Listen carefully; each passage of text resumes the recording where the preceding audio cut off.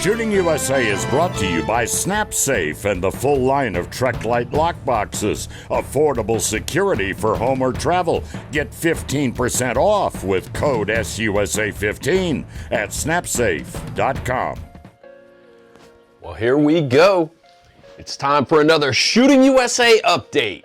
Last night was the final rerun of the Ryan Mueller story. Here's a clip. My three-gun, my job, my livelihood really took a drastic change on December 10th. I was driving up my driveway on a dirt bike going like 10 miles an hour and spun out on some gravel and ended up, I fell off. I hit just wrong enough to break my spine in two places. It left me basically paralyzed from the waist down. So I assess, what's happening. I know that my wife's in Thailand. I know that my parents are visiting her folks. They're 5 hours away, and my sister has just left my place. So there's no one coming around for a week. Luckily, I reached down and I've got my phone. I make some phone calls. Immediately I called 911. I got the ambulance on the way, gave them my address. I'm laying there, I'm looking down my driveway. I know that the dirt bike's behind me and everything, so I was like, I might as well take a selfie. As all of this is unfolding, Ryan's wife, Diana, is halfway around the world. I was in Pattaya, Thailand, when my sister-in-law called. She said, Ryan's okay, but there's been an accident. So I just had to sit around and wait and pray and cry, and it sucks being that far away.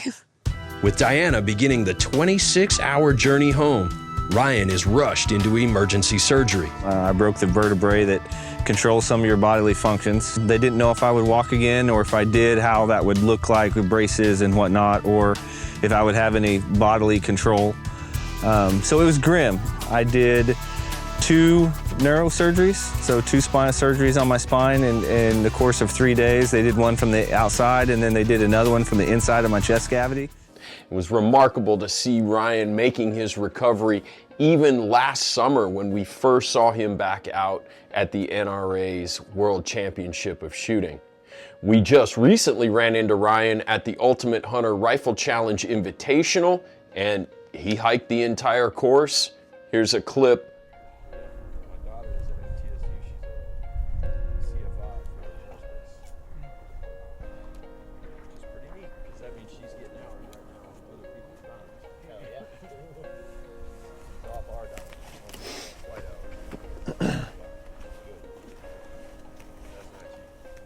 Alrighty, sir. Go ahead and post up in line with that. Give you a few seconds to collect yourself. Can you hold that for me? Yep. Taking it. Here's another funny clip from that event. Kyle Lamb. How I missed that first target was a very advanced technique. I got on target and I jerked the trigger as hard as I could. Missed right off the left edge. Advanced technique for sure. This today from the Outdoor Wire. Hornady-sponsored shooter and friend George Gardner takes the Sportsman division at Box Canyon. The new PRS Sportsman's division has a weight limit for rifles of 13 pounds and a required caliber of 6.5 Creedmoor. Obviously, Hornady is going to be my first choice, and it works for George. Speaking of new, the NRA Competitive Shooting Division has rolled out America's Rifle Challenge, and their first event is next week at Camp Atterbury. CWO retired Chad Barber is on to tell us more. It is my distinct pleasure to welcome my longtime friend, retired CWO Chad Barber. Chad, you and I go back, and you actually reminded me of that this morning by pulling up a Shooting USA podcast episode from 2013 from the Indoor Nationals. And yeah, man, 12 years ago, we did an interview. Here we are doing an interview again, but this time it's something a little bit different than IDPA Indoor Nationals. Welcome to the show. Thank you. Thank you for having me. Excited to talk about the future of the NRA's competition shooting division, and specifically America's Rifle Challenge. So let's just dive right into that. That's what a lot of people have done, John. They dove in, they bought a gun, rifle, they go to the range, and they get in the booth, they fire some rounds, they learn how to safely load, unload, point it, things like that. But what we're doing now is getting them out of the booth and truly understanding how to effectively use the rifle. They know how to operate it, but now they can effectively, in a safe, fun environment, getting off there with other like-minded people in a non-competitive environment. We're not looking at the pro shooters with the jerseys and things like that. We want people to get out there and really understand how to safely operate that rifle. And we have two different levels for this. We have the level 1, which is a static line type thing. We're going to go from 10 yards all the way out to 100 in variations of standing, kneeling, prone, some sitting, a little bit of barricade work. And everybody's fun thing, they love to hit steel. There's really something satisfying about ringing it and getting that instant satisfaction of knowing you hit it, things like that. So, that's where we're going to take this whole thing into. Well, the audience is going to learn a lot about it here in a coming show. We're going to be attending at Camp Atterbury here in another week or so to see Level 1 and Level 2 America's Rifle Challenge courses of fire laid out on the ground and really kind of tell the story. But I think, and we've talked about this already, that you definitely are onto something here in that the shooting sports, organized shooting sports of any description, is by far the best way to become more proficient as a marksman. And that includes gun handling, safe gun handling. And I think there's an emphasis on that here. And I think coupling that with the idea that we're going to make a place for everyone of every skill level to come out and enjoy their modern sporting rifle. Really looking forward to it. Tell me a little bit about the differences between the level 1. We touched on how that's going to work a little bit, but talk about how the idea is get involved with zero experience on level 1 and work your way into level 2. And what does a level 2 match look like? So once you get involved with the level 1, and level 1 is actually going to break down into two components. There will be level 1 matches, level 1 events all over the country at local clubs once they start hosting it. You can go to arc.nra.org to find out if your club or sign your club up to be able to host these events at your club. But we're going to have a training component. So maybe you're not ready to go out to a level 1 event yet. So we'll have a level 1 training session, and it will be about 6 hours with classroom and with live fire drills in that safe small group environment, and effectively allow you to get up into those level 1 events. And then, like you alluded to, the level 2 events. The level 2 events will no longer be on that 100-yard square range. It'll be offered at bays at anywhere from 25 yards out to 500 yards. And, it's always interesting to me. I love watching a young Marine at Quantico go out, lay down with just a sweatshirt, a sling, a data book, and go hit a target at 500 yards with iron sights. But how many people could effectively do that with their 16-inch rifles that they have now without understanding those principles of marksmanship and things like that? So we're going to have these competitive events, and especially when you're out there at Atterbury, you're going to see some close-up work at clays from 10 to 25 yards, things like that. We're going to shoot at some paper out to about 50. And once we start getting that 100-yard mark, we're going to start having our flash targets, things like that. And Camp Atterbury is very unique because we have 4 ranges side by side that are 600-yard national match type ranges. And we can go all the way up to 600 yards with it. We're not going to do that for this one. We want to have people have confidence in their shots. But I think that training component that we're bringing it back to really understand how to effectively use that rifle and get in there. And level 2 will be that scenario base. You'll be moving. You'll be shooting through ports, over the top of barricades, under barricades, out to distance and close in.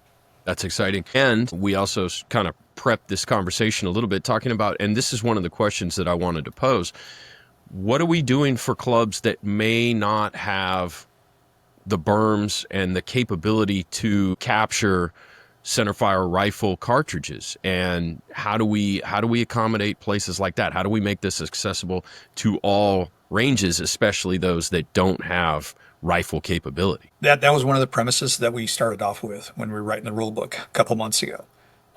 This isn't just for NRA clubs and just for NRA members. This will be for non-members and non-NRA clubs. We would like people to affiliate. We'd like the club to affiliate. But if you own a commercial 25-yard indoor range, why not use PCCs?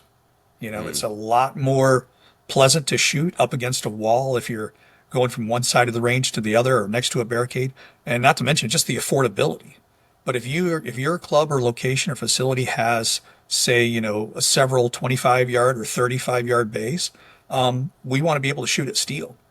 So the way the rule book is written, match directors will have that flexibility. In certain places, they may enjoy PCCs, and other places they might want to reach out harder with their AR-10 type platforms with 308 and do those type of things. So there's a lot of flexibility. We don't want to be rigid in these things. The only thing we're going to be rigid on is safety. That's going to be absolutely paramount. And, that's the way we can get people in it. But affordability, pistol ammo in a PCC is going to be great. Now you can take out your couple of your siblings and go whatnot and enjoy. Otherwise, it get really expensive. But how about this? With the popularity growing of rimfire, why can't we have a level 1 arc with rimfire? I mean, it's out to 100 yards. Most of the quality rifles that are out there today with a low-powered optic, you can have a ball at 25 to 100 yards with a rimfire cartridge. You're onto something.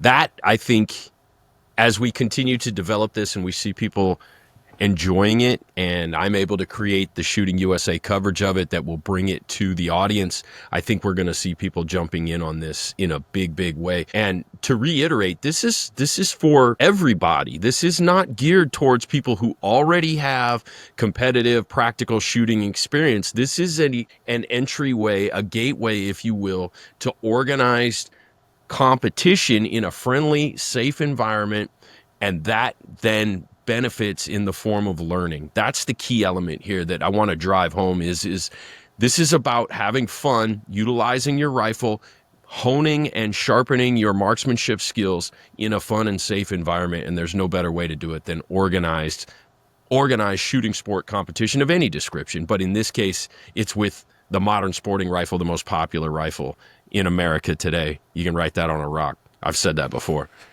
Exciting times. I'm looking forward to Atterbury again. It's fun up there. Anything that we should be kind of paying attention to as we get closer? This is going to be about a week ahead of our trip to Atterbury. So right now there is a few slots still open. I think there's about 3 spots still open in level 1. That one filled up really quick. And just to reiterate your point, nowhere nationally in any of the shooting sports organizations that we know of and that we've researched, is there a training component? A lot of people don't know how to get involved in shooting sports, but more often they're intimidated. Oh, I'm not good enough to go compete. Sometimes you just got to jump out there. The old adage, you can't learn to swim from reading a book. You can't just go buy a piano and put it in your house and expect to know how to play it. And look at the millions upon millions of, firearms that were purchased during the COVID area. The sales are still through the roof. So now break that thing out of the closet, get out there in this type of environment. I think it's going to be really fun. But the level 2, there's a few spots. They think, we could get a group. So grab your guys, grab your family, whatever. Lodging, super dirt cheap. By the way, this match, I think is $45 and $55, depending on whether or not you're an NRA member or not. There's not too many large carbine style matches, that are in that price point right now, especially for a regional championship. We're going to have a giant barbecue. It's a great place to visit. All roads lead to Indianapolis anyway. I think it's about 45 minutes to an hour south of Indianapolis. Lodging, $58 a night on the base if you stay in a deluxe room, and $33 on another. This is a very affordable trip. Get out there on the cusp of it. But more importantly, John, you're going to be there with your television crews. You're going to be there with American Rifleman Television. So if folks want to get a chance to go out there and smile, show their face on TV, because some people still love that. I don't know why. Get out there, have some fun with it, but bring the family and start making this an enjoyable, safe event and create memories of a lifetime. You mentioned that we were together back in 2013, but I think there was events even before that. And there was a lot of stages that we can look back on and go, wow, those were fun. Yeah. And that's if I dig into the best archives, we can find some of that stuff that goes all the way back, to the beginning of Shooting USA. And incidentally, American Rifleman will be there. That'll be exciting. But Shooting USA will be there as well. So if you are there, be sure to come by and say hi. And just, the more people that I can meet in that environment who have a unique story about how they got there, whether it's through seeing this or something else, I'm interested in how people have come to be at this match. So I'm going to be looking for everybody to tell me, even just in quick sound bites, hey, this is why I'm here. This is what I'm doing. This is why I think this is fun. I'm looking for that because I genuinely believe you guys are onto something, and I'm so excited to put it in front of the audience and see where it goes. That instant feedback is what I'm looking for as well. So when those people come off that stage and they've unloaded show clear and they're trying to recapture their breath and they're remembering, did I look at my sights or did I not? All I heard was the buzzer go off and, oh, I went. That exhilaration when they come off. But what I want to see, though, is their excitement when they come off that stage and you're right there with them and they're getting their comments and feedback. Like, what did you feel on that stage? How did you do? What would you do differently next time? But more importantly, I want those people's feedback because I want to make sure we're ready to launch this thing. This is going to go nationwide on August 4th. We're going to release it. You'll be able to get a sneak peek and register your club to get the rule book ahead of time here in a couple months. I'm hoping for like maybe 1 June or 1 July, but I want to have that tease period for people to be able to evaluate the rule book and see how it's going to work in their club and their area. But more importantly, getting that feedback to make sure this launch is really solid and meets the needs of America. Really and truthfully, that's what it does. You know, of teaching Americans the pure fundamentals of marksmanship. That's what our nation was founded on. And I think that's really something. You know, next year is our 250-year celebration as a nation, 1776. But truthfully, if everybody digs into their history books real quick and finds out what happened in Lexington and Concord. But again, this is the fundamental American sport. Baseball, yeah, sure. But I want to make sure that there's ranges in every town, city, and county because there's too many golf courses. What a perfectly good waste of a rifle range. I'm serious. Write that one on a rock. Chad, thank you for the time this morning, and I look forward to seeing you in Atterbury. And again, going forward, a couple of weeks after that, we'll all be at the NRA's convention. If you happen to see any of us around, stop by, say hi. We'll talk all about America's Rifle Challenge. Thanks again, buddy. Absolutely. Thank you. Exciting news from our friends at Outdoor Sportsman's Group. They've launched Game and Fish TV, a free streaming service that works on all smart TVs and the Game and Fish website. And guess what? Shooting USA is featured. Also, the My Outdoor TV Spring Fest is a free opportunity to try out My Outdoor TV, and they're featuring new episodes of Shooting USA there. The more shooting sports in front of more people, that's the ultimate goal. So, like Jim always said, share your sport.